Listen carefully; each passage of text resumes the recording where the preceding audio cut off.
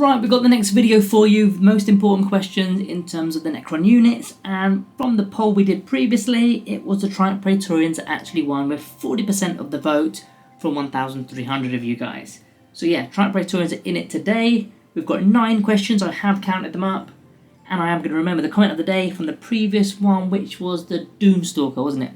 And we've got, let me get into that name because it's a tough one, Lila Otoira 5399, I think that's correct. Excuse me. I play them both in the Canoptical and the Awakened Dynasty. Usually have someone with the Phasal Subjugator nearby for the +1 to hit enhancement. So yeah, that will kind of make them be allowed to move and still fire on a 3+, which is good. Cool. So yeah, we're doing the Triarch Praetorians. We've got questions such as what weapon options should they be taking? Are they only good with the Silent King? Should you use Rapid Ingress on them? These questions will be answered and many more. Okay then, so we've got 5 Triarch Praetorians is 100 points now. They did get decreased quite recently, so that of course means 200 points will get you 10. They're one of our many infantry based units we've got within our Codex. But these guys, of course, do have Deep Strike, which gives them a little bit more utility. Anyway, let's get into the first question, which is actually from one of you guys. There's quite a few questions in this video from you guys, so remember to put your questions in the poll comments, and then they may get read out. So this one is from Crazy Yelly 4127. Which weapon options do I take? So there's 2 weapon options here. We've got the Particle Caster, which goes with the Void Blade, or you've got the Rod of Covenant, which is at range and in melee. Now I'm going to be honest, I don't use Triarch Praetorians an awful lot. I know previously the Particle Caster and Void Blade was the more preferred option because of the pistol keyword, but that was back when you can do actions while within engagement range, and because you had a pistol you can still fire, so you're still eligible and so on. That has now been gone, or it's not a thing anymore. So it's more of a 50-50 really. Looking at the stats, you do get more attacks with the Particle Caster over the Rod of Covenant at range, and it also has Dev Wounds and Pistol, but it's only, well, it's 0 AP and 1 damage rather than -2 AP and 2 damage, but they're only 1 shot. That's a problem. 1 shot versus like a minimum of 15 shots, well 5 versus 15 shots rather. And then the Void Blade versus the Rod of Covenant in melee, you get 1 extra attack with the Void Blade, same AP, but the damage is only 1. So that's a little bit worse. I'm kind of half tempted to say the Rod of Covenant, to be honest, because the whole idea of these guys is to reroll their charge roll, get into engagement range, kill something, and I think if you've got 2 damage, it's more effective with getting rid of like Space Marine Intercessors and so on, things that have got a bit of OC about them, and the 2 wound models. The 1 wound stuff, I don't know. I mean, are you going to charge into a 20 man unit of Gaunts with 5 Triarch Praetorians? I mean, maybe if you're shooting first, maybe, but I don't know. I'm not seeing it. I think I prefer the 2 damage stuff here, but you'll have to let me know if I'm wrong there, because I just don't play these guys an awful lot nowadays. Is their ability just a fights first ability? So they've got the ability Relentless Combatant, so you get to reroll your charge roll, and you can basically fall back and still declare a charge. So you can, basically what I'm trying to say is you can go back into that same engagement range, and then because you've made the charge, you're fighting first. Now this is in fact better than fighting first. At first I thought, why don't we just get fight first? That'd be so much easier, but this is actually better than that. And the reason is because you can charge a completely different target. You don't have to charge the same thing, so maybe you've been tied up by, I don't know, a Dreadnought. Some sort of Dreadnought has got into engagement range of your Triarch Praetorians. We've got Strength 5 and either 1 damage or 2 damage, depending on the weapon loadout. You're going to be scratching that thing all game if you do get to survive, which you won't. So being able to fall back and charge elsewhere is quite good. It's really key. Whereas if you're stuck and you're just fighting first, then who cares if you're just scratching the surface of a Dreadnought? So it is definitely not fights first, and it is much better. What's the Triarch Praetorians' best detachment? In the Awakened Dynasty, they can't be led, so I'm going to take that away. There's probably some stratagems that will work, but they could work with most things, but they can't be led. The Canoptic Core, they're neither Canoptic, they're neither Cryptek, so that's not going to really go well with them. There is a good shout for the Hypercrypt Legion because of the Deep Strike ability, and you can pull them off with the Hyperphase detachment rule and bring them back in. That could be useful, but there's probably better units to do that with, which we'll probably talk about later on in this video. So that kind of leaves, well, not the Annihilation Legion of course, because they're not that, it kind of leaves the Obeisance Phalanx. And the Obeisance Phalanx works nice because they've got the Triarch keyword, of course, they are Triarch Praetorians, so you're going to have a +1 to wound against a selected target every battle round. Potentially it's the target that the Triarch Praetorians are going for. A +1 to wound with Strength 5 could mean you're wounding Space Marine Intercessors on a 2+, or even the Toughness 9 stuff, the bigger stuff, you'll be wounding them on 4s. So it can work. That's in both phases as well, the shooting phase as well as the fight phase. In fact, I should have said this at the start of the question. This question was from... where we got it? The True Coger, I always say Joker, but the True Coger 6448. That was your question. I should have said that first, apologies. In fact, let's get into a couple of stratagems. I'll keep your name on the screen so that we all know whose question this was. Sentinels of Eternity is a good stratagem to use for Triarch Praetorians for 1 CP. They can fight on death on a 4+. I'm not a massive fan on it, on fight on death stratagems, but some people really do like them. You've got the Suffer No Rival option for precision. I quite like this one. Not many people do like this one, so it's the kind of opposite, but I really like this. If you can get into a unit with the leader and just put all your damage to Rod of Covenant attacks onto that leader, it's effectively like Death Marks doing sniping. It's sort of the same thing. It's really good, really useful. And the third one I want to mention is the Territorial Possession. 1 CP. Triarch units are going to get a +1 to their objective control. And if I remember rightly, I don't, so I'll have to scroll up. Their objective control is only 1. So give them 2 each. Potentially you can steal an objective if you've deep struck in, made a charge move. You do have to do this in your command phase though. So remember that. It's very easy to go, aha, I can do this, but no, you're in a charge phase at that point. You need to do this at the start of your turn. Do we need the Silent King to make them good? Now the Silent King of course has the 3 Triarch abilities that you're going to select one from the 3.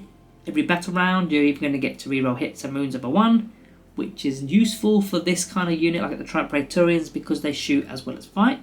So you're getting the advantages in 2 different phases. Don't forget they may have a +1 to wound with the Obeisance Phalanx detachment as well. Could be interesting. You could give them a +1 strength, making them strength 6. The rerollable charge, they've already got it, you don't need that. But a +1 to the strength is okay in certain situations. Against toughness 5, your Nurgle type units maybe, at least then you'll be wounding on a 3+ rather than a 4+. And the other one, which everyone loves, I'm not that keen on, the Ignore Modifiers one. Yeah, that could happen. Maybe there's some sort of negative modifier to your charge move, or -1 to hit penalty, or things like that. But I think it depends on what you're doing with your Triarch Praetorians really. Again, we'll probably go over that in a bit as well, what you're actually doing with them. Are you scoring with them? Are you using them for the damage output? If you're using them for damage, I would go with the Silent King, and I'd go in squads of 10. Units of 10, maximum output, reroll and all this stuff, and yeah, that's where I'd go with the Silent King, but you don't necessarily need the Silent King to make them good. However, in the Obeisance Phalanx, you probably will field a Silent King, so it depends on what you're doing with them, and what other units are going to go with your Silent King. If you've not got any other units to go with him, then maybe they can be the ones to flank him. Next question, and I will remember this one, it's Brandon Coaster 4514. I think you were in a previous video, if I'm not mistaken. Anyway, is there competition in the Codex? Yes, there definitely is. There's all sorts of different types of competition as well. I've got 3 different types for us. The first one is the Deep Strike options. Ophidian Destroyers are cheaper by 10 points, they're 90 points. That's only 3 models, but they're 3 wounds each, so you've got the Death Mark, 65 points, that's a lot cheaper than 100 points. And of course Hexmark Destroyers Deep Strike as well for 70 points with Lone Operative, that's 30 points less than the Triarch Praetorians. So you've got 3 options that are probably better and more cost effective for the Deep Strike and scoring type of tactics. In terms of just your standard infantry non-deep strikers, Immortals, minimum unit of Immortals is 75 points. Yes, they are 1 wound models though, but you get a lot of output at range with them, with the OC as well. Lich Guard are only 85 points for 5. They do have 2 wound models, and they do have invulnerable saves if you take the shields, and a bit of melee output as well. So you're effectively getting rid of the range output for a shield, or going big with the war size, which you probably ain't. But they're cheaper, is the point. Flayed ones as well with the Infiltrator's ability, they're only 60 points. So you're saving 40 points if you want to use them. And then you've got the super damage outputs, super damage units from, well, I'll say super damage. In comparison to the others, they're better. Scorpid Destroyers and Canoptic Wraiths. Now, the Scorpid Destroyers are 90 points like the Ophidians are. You get a lot of damage output from them if you want to play damage. Canoptic Wraiths, they are the only one here that's more expensive. They're 125 for 3. But personally, I think I'd rather take 3 Canoptic Wraiths than 5 Triarch Praetorians. Canoptic Wraiths are 4 wounds apiece. They're toughness 6, not toughness 5. They come with a natural invulnerable save of a 4+. They can shoot, they can fight, they can throw mortal wounds out on the movement phase. And they're just a hard unit to get rid of, even in 3s. I mean, obviously you take them in 6s with the Technomancer, but just for comparison's sake, I think I'd rather take 3 Wraiths over 5 Triarch Praetorians.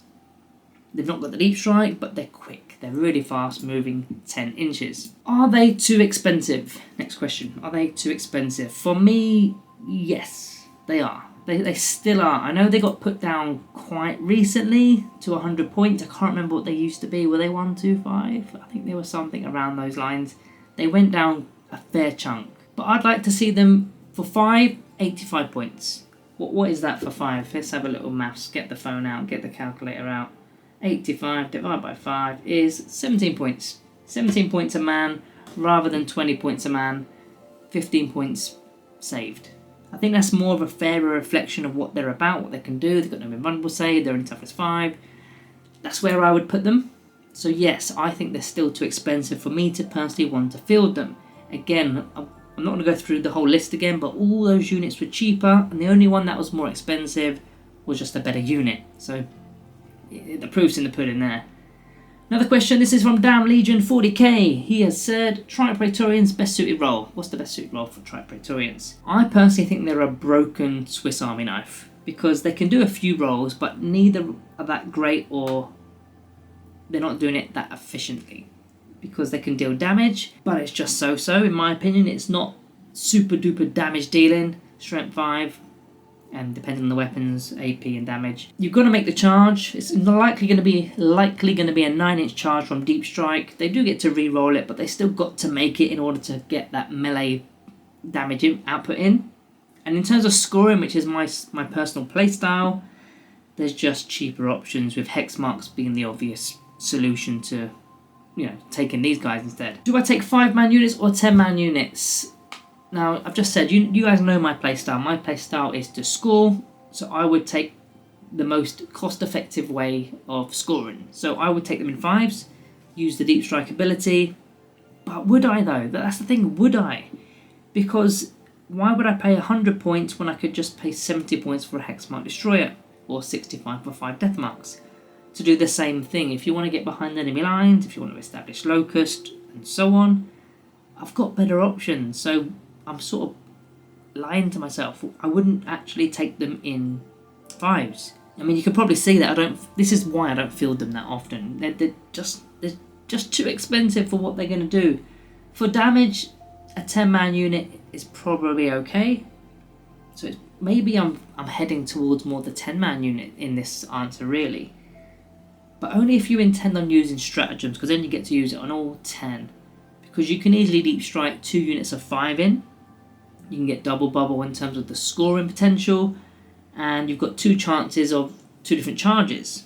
So you could go in 2 different locations with the charges, or both go for the same target, and at least one of them's going to probably get in, right, with a re-rollable charge for both units. The downside to that, though, is reanimation protocols isn't as strong, because with a 5-man unit, once the 5 are gone, they're gone. With a 10-man unit, it's much more survivable, and you're more likely to be able to use reanimation protocols that way. But honestly, if you are looking for damage, again, I'll go back to those 3 Canoptic Wraiths. Combined 12 wounds there, toughness 6 and an in-1 save, and what have they got again? They've got the Vicious Claws, which are strength 6, -1 AP and 2 damage. I think that's just better and they're quicker. So I would, if I had a third option here, or an option C of to take none, I would select option C. But if I had to choose 5 or 10, I think I'd go with the 10. I think I'd go with the 10, go hard or go home with the Silent King on the sides of them, and absolutely utilise his tribe abilities. The final question is from Caleb Hobson 7036. Should we use Rapid Ingress with them? Something I've not really thought about. I do this with the Scorbit Destroyers, but they can only come on a table edge because they don't have the deep strike ability. So it could be worth it with Triarch Praetorians because you virtually guarantee the charge. If you pop in behind the terrain, your opponent is going to get line of sight on your models, and then you can walk through the terrain in your turn and then charge. However, the reason why I've never done this before is because they've got a re-rollable charge roll. So you can still fail a re-rollable 9-inch charge, don't get me wrong, but you're less likely to, and I'd rather save this Rapid Ingress for a Catan, Scorbit Destroyers if you got them, or something else that may need that added movement to get into engagement range. These guys have already got a re-rollable charge, so I wouldn't use it with the Triarch Praetorians. So if you've enjoyed the video, guys, please subscribe and check out these latest Necrons videos. I'll see you next time.